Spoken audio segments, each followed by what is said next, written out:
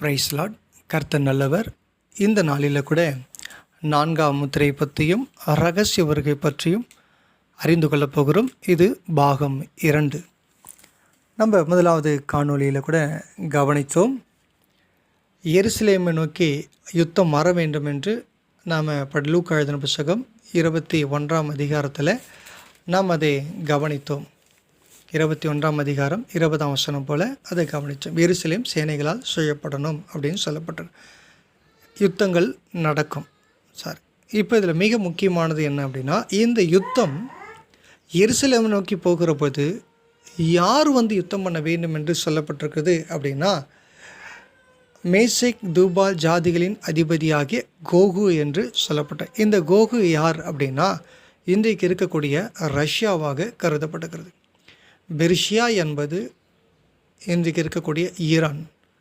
அதுக்கு அடுத்ததாக இந்த ரஷ்யா கூட யாரெல்லாம் இருப்பார்கள் என்று எசேக்கியேல் 38ஆம் அதிகாரத்தில் சொல்லப்பட்டிருக்கு அப்படின்னா, பெர்ஷியாவாகிய ஈரான், அதுக்கப்புறம் எத்தியோப்பியா, அதுக்கு அடுத்தது லிபியா, அதுக்கு அடுத்ததாக கோமேர் என்று சொல்லக்கூடிய சீனா தேசம், தொகர்மா என்று சொல்லக்கூடிய துருக்கி தேசம், இவர்கள் எல்லாரும் யார் கூட இருப்பார்கள் என்று சொல்லப்பட்டிருக்குன்னா ரஷ்யா கூட இருப்பார்கள் என்று சொல்லப்பட்டிருக்குது. ரஷ்யா பற்றி 7ஆம் வசனம் சொல்லுகிறது, நீ ஆயத்தப்படு, உன்னுடனே கூட உன்னுடைய எல்லா கூட்டத்தையும் ஆயத்தப்படுத்து, நீ அவர்களுக்கு காவலாளனாக இரு, அதாவது தலைமைத்துவத்தில் நீ இருந்து இவர்களை வழிநடத்து என்று சொல்லப்பட்டிருக்குது. சரி, இப்போ இந்த யுத்தம் எருசலேமை நோக்கி போகணும். அதுவும் எதை நோக்கி போக வேண்டும் என்று வேதம் சொல்லுகிறது அப்படின்னு நம்ம பார்க்குற போது 8ஆம் வசனத்தில் எசேக்கியேல் 38:8 அநேக நாட்களுக்கு பிற்பாடு நீ விசாரிக்கப்படுவாய், பட்டயத்துக்கு நீங்களாகி பற்பல ஜனங்களிலிருந்து சேர்த்துக்கொள்ளப்பட்டு வந்தவர்களின் தேசத்தில் கடைசி வருஷங்களிலே வருவாய். நெடுநாள் பாழாய் கிடந்து பிற்பாடு ஜாதிகளில் இருந்து கொண்டு வரப்பட்டவர்கள் எல்லாரும் சுகத்தோடு குடியிருக்கும் இஸ்ரவேலின் மலைகளுக்கு விரோதமாய் வருவாய். இதுதான் நமக்கு மிக முக்கியமான ஒரு சாப்டர். ஏன் எருசலேமில் உள்ள மலைகளுக்கு விரோதமாய் ரஷ்யாவும் அதனோடு கூட சேர்ந்த திரளான கூட்டமும் வர வேண்டும் என்பதை நம்ம கவனிக்க வேண்டியது. அதாவது மிக முக்கியமானது அலெக்சா மசூதி என்பது, அதாவது அரபியர்களுக்கு மிக முக்கியமானது அலெக்சா மசூதி. இது எங்கே இருக்குது அப்படின்னா, எருசலேமில் உள்ள ஒரு மலையில் தான் இருக்கிறது. சரி, இது ஏன் இஸ்ரவேலர்களுக்கு மிக முக்கியமானது அப்படின்னு பார்த்தீங்கன்னா, 3வது தேவ ஆலயம் இவர்கள் அங்கே தான் கட்டப்பட வேண்டும் என்று வேதம் சொல்லுகிறதாக அவர்களும் சொல்லுகிறார்கள். ஆகவே அரபியர்கள் நினைக்கிறார்கள் அந்த அலெக்சா மசூதியில் தான் மேசியாவாகிய இயேசு கிறிஸ்து இறங்கி வருவார்கள் என்று அவருடைய நம்பிக்கை.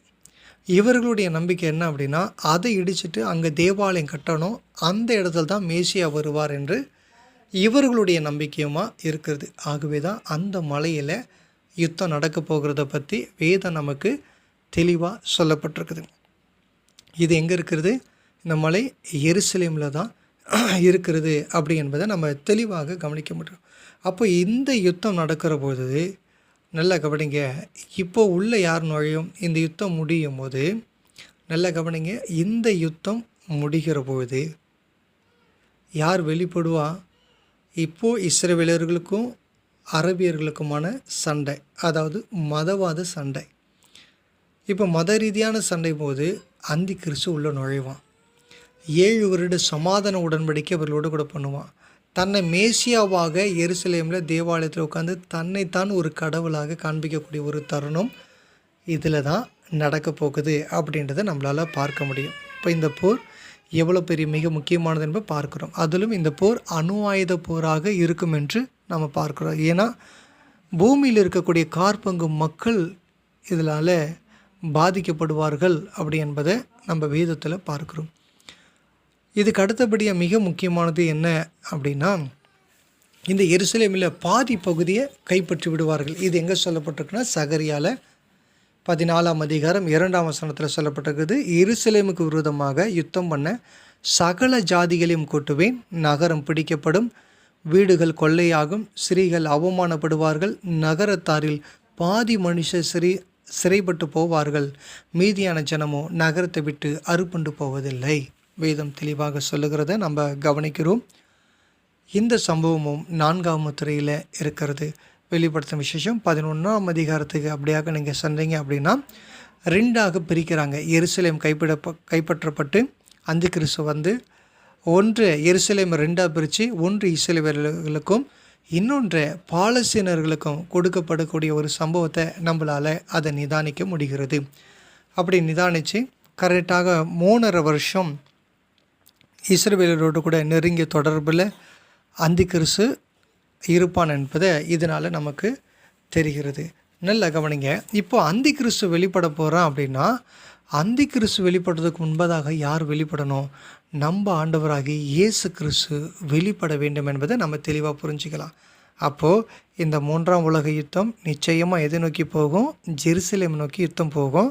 இந்த யுத்தம் போகுது அப்படின்னா அடுத்தது அந்தி கிறிஸ்து வரணும். அப்போ அந்தி கிறிஸ்து வருவதற்கு 4வது முத்திரையிலேயே எல்லாமே ஆயத்தமாக இருக்குது. இன்றைக்கி இருக்கக்கூடிய ஏஐ டெக்னாலஜி மூலம் உருவாக்கப்பட்ட ரோபோக்கள் தயாராக இருக்குது.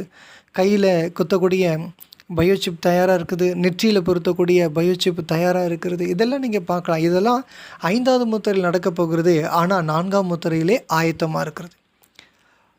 அதே மாதிரி ஒரு சாம்ராஜ்யம் வந்தால் தான் அடுத்த சாம்ராஜ்யம் வர முடியும். அப்போ அடுத்த சாம்ராஜ்யம் வருவதற்கு 4வது முத்திரை ஆயத்தப்படுத்துகிறது. 4வது முத்திரை தான் அடுத்த சாம்ராஜ்யம், அடுத்த வல்லரசு ஐரோப்பாவாகிய ரோம், ஐரோப்பாவிலிருந்து ரோம் 10 நாடு கொண்ட கூட்டமைப்பை உருவாக்குவதற்கு இப்பொழுது எல்லாமே மிக துல்லியமாய் காலங்கள் நடந்து கொண்டிருக்கிறத நம்மளால் கவனிக்க முடிகிறது. அப்படியானால் அந்தி கிறிஸ்து வருவதற்கு 4ஆம் முத்திரை ஆயத்தப்படுத்துகிறது. ஆனால் இது மத்தியில் என்ன நடக்க போகுதுன்னா அவன் வெளிப்பட போகிறான் அப்படின்னா நம்மை மீட்டெடுக்க நம் ஆண்டவராக இயேசு கிறிஸ்துடைய ரகசிய வருகை நடக்க போகிறதும் உறுதியாக இருக்கிறது என்பதை நம்மளால் கவனிக்க முடிகிறது. நல்லா கவனிச்சிங்கன்னா ரகசிய வருகையில் மத்திய 24ஆம் அதிகாரம் 40ஆம் வசனம் 41 நீங்கள் படித்து பார்த்தீங்கன்னா தெரியும். அப்போது 2 பேர் வயலில் இருப்பார்கள். ஒருவன் ஏற்றுக்கொள்ளப்படுவான், ஒருவன் கைவிடப்படுவான். 2 ஸ்திரீகள் இயந்திரம் அரைத்து கொண்டிருப்பார்கள். ஒருத்தி ஏற்றுக்கொள்ளப்படுவாள், ஒருத்தி கைவிடப்படுவாள் என்று சொல்லப்பட்டிருக்குது. இதுதான் ரகசிய வருகை. ஆனால் வெளியரங்கமான வருகை என்பது அது வேறு. அதை இன்னொரு காணொலியில் நான் உங்களுக்கு விளக்கப்படுத்துகிறேன். இப்போ இந்த 4ஆம் முத்திரையினுடைய முடிவில் ரகசிய வருகை நடக்க போகுது அப்படின்றத இப்போ நாம் தெளிவாக புரிஞ்சிக்க முடியும். இதே தெசலோனிக்கர் எழுதின புத்தகத்தில் கூட உங்களால் நிதானிக்க முடியும் என்பதை நான் விசுவாசிக்கிறேன். தெசலோனிக்கர் எழுதின புத்தகம் 2ஆம் அதிகாரத்தில் 2ஆம் அதிகாரத்தில் 8ஆம் வசனம் போல் நீங்கள் படித்து பார்த்தீங்கன்னா தெரியும். 7ஆம் வசனம் 8ஆம் வசனம், அக்கிரமத்தின் ரகசியம் இப்பொழுதே கிரியை செய்கிறது, ஆனாலும் தடை செய்கிறவன் நடுவிலிருந்து நீக்கப்படும் முன்னே அது வெளிப்படாது. நீக்கப்படும் போது அந்த அக்கிரமக்காரன் வெளிப்படுவான். அப்போது தடை செய்கிறது யார் அப்படின்னாக்கா வெளிப்படுத்தின விசேஷம் 12ஆம் அதிகாரம் 1ஆம் வசனம், அதாவது அந்த அதிகாரம் ஃபுல்லாக நீங்கள் படிக்க வேண்டியது இருக்கும்.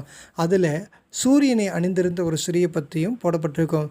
சகல ஜாதிகளையும் இருப்புகளை ஆளுகை செய்யக்கூடிய ஆண் பிள்ளை பற்றி போடப்பட்டிருக்கும். நான் ஏற்கனவே அதை இன்னொரு காணொலியில் விளக்கப்படுத்தியிருக்கிறேன். யூடியூப்பில் சூரியன் அணிந்த ஸ்திரியை பற்றி நீங்கள் ஜிசிஜிஎம்டியை பற்றி நீங்கள் போட்டு பார்த்தீங்கன்னா உங்களுக்கு அதில் விளக்கப்படுத்தியிருக்கோம். அதில் நீங்கள் பார்க்கலாம். இப்போதும் நாங்கள் இந்த காரியத்தை கவனிக்கலாம். அந்த ஸ்ரீ என்பது எருசலேம் என்றும் அந்த ஆண் பிள்ளை என்பது ரகசியவர்கள் எடுத்துக்கொள்ளப்படக்கூடிய பரிசுத்தவான்கள் என்றும் சொல்லுகிறோம். எப்படி என்றால் 11ஆம் வசனத்தை நீங்கள் படித்து பாருங்கள்.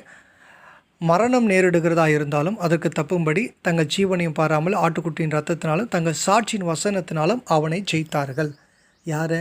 பிசாசு ஜெயம் எடுத்து ரகசியவர்களை இவங்க போயிட்டாங்க. இவங்க போனதுக்கப்புறம் அந்தி கிறிஸ்து வெளிப்படுகிற போது அநேக கிறிஸ்தவர்கள் கைவிடப்பட்ட நிலைமையில் இருக்கிறாங்க.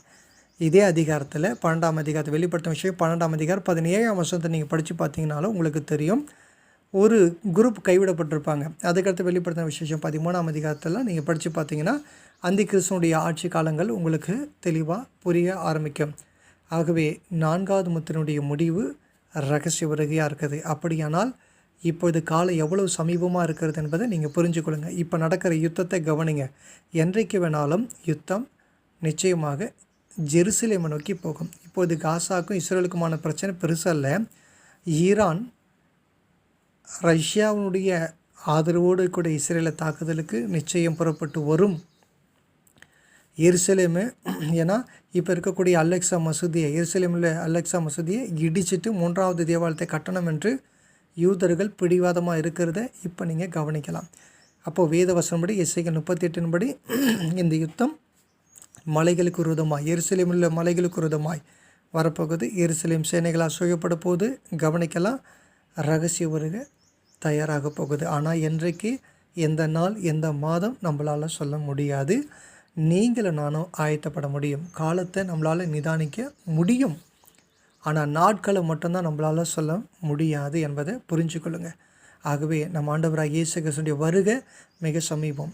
இவைகளெல்லாம் சம்பவிக்கும் போது உங்கள் மீட்பு சமீபமாக இருக்குது என்பதனால் உங்கள் கைகளை உயர்த்துங்கன்னு சொல்கிறார் இல்லையா? அத்தி மரத்தால் ஒரு ஓமையை கற்றுக்கொள்ளுங்க சொல்கிற. இதெல்லாம் நடக்கும்போது இயேசு கிறிஸ்து உங்கள் வீட்டு வாசலில் இருக்க வந்திருக்கா சொல்கிறார் இல்லைங்களா? அதை தான் இப்போ சொல்கிறோம். அந்த சம்பவத்தை தான் இப்போ சொல்கிறோம். இதெல்லாம் நடக்கிறத வச்சு தான் சொல்கிறோம். நிதானிங்க என்று சொல்லுகிறோம். நான் சொல்லுகிறத கவனிங்கன்னு சொல்லுகிறோம். இதை நீங்கள் கவனிச்சிங்கன்னா உங்களுக்கு நல்லா புரியும். நம்ம ஆண்டவராக இயேசு கிறிஸ்து அதி சீக்கிரத்தில் வரப்போகிறார். அவருடைய ரகசிய வருகைக்கு வேண்டிய எல்லா காரியங்களும் நடக்கிறது என்பதையும் நீங்கள் புரிஞ்சு கொள்ளுங்கள். கர்த்தர் உங்களை ஆசீர்வதிப்பாராக. கர்த்தர் உங்களை வழிநடத்துவாராக. நீங்களே ஜெபத்தில் கேளுங்க. ஆவியானவர் உங்களோடு கூட இருந்து வெளிப்படுத்துவார். God bless you. Praise Lord. கர்த்தர் நல்லவர். இந்த நாளில் கூட 4ஆம் முத்திரை பற்றியும்